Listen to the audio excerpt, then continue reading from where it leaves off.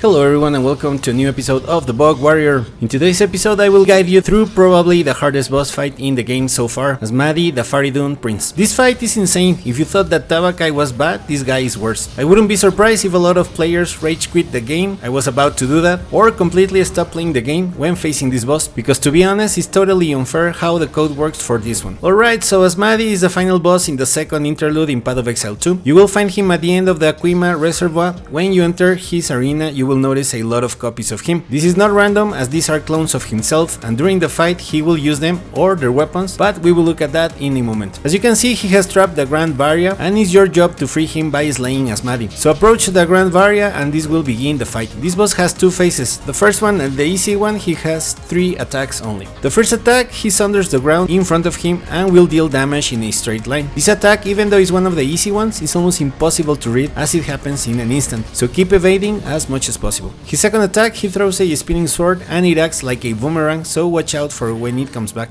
The last attack, he moves forward while hitting his sword. If he gets you, he will chain the strikes and it's hard to interrupt it. This phase is easy, you just need to wait for him to attack, and when he stops it's your turn to counter attack. Don't even bother about stacking damage with this guy as it is almost nearly impossible. When you deplete his health bar to around 70%, Sarok will appear and stop time and will give Azmadi new powers. Here is where things will get crazy. His first attack is an enhanced version of the spinning sword attack. This time the sword flies multiple times back and forth, same as a boomerang, so you need to constantly evade until the attack is over. This of course will interrupt you from stacking damage. His second attack is the wind/combo. Here he will perform 3 swings of his sword that send waves forward that deal a lot of physical damage. I couldn't see the cue for when this attack is about to happen, except that sometimes he says the Faridun shall rise, so always be ready to dodge away. His third attack happens when he says our time is now. This attack is called a temporal slash. He will throw his sword to the sky and a golden circle will begin to appear. If you are inside of the circle or nearby, the multiple sword slashes that cut through it can hit you. His fourth attack happens when he says I am Legion and multiple clones of him will appear floating above the ground. After a second they will slam the ground and send forth waves in between themselves. I found the best strategy here was to stay away from the circle as much as possible, so there is path to move in between the waves. His fifth attack, and one of the deadliest if you ask me, is the Mirage Charge. What happens is that Azmadi will vanish and many swords will appear in a circle. After a few seconds he will appear again and charge in a straight line. The problem is that if he successfully charges and connects at you, he will finish the attack with a combo of additional strikes that will kill you for sure. This all happens so fast, so the way I learned to avoid this attack was to keep moving and never stop as I would see the swords in a circle appear. Even then you have to be careful because he can hit you with ease. The last attack happens when he says rot where you stand and multiple clones of him will rush towards him and he will sunder the ground in front of him. This attack, if it hits you, will debuff you and can kill you with his next attack. This attack covers the whole arena, so it doesn't matter if Azmadi is visible to you or not. He knows exactly where you are and he can hit you from more than a screen away. This is why I believe this attack is totally unfair.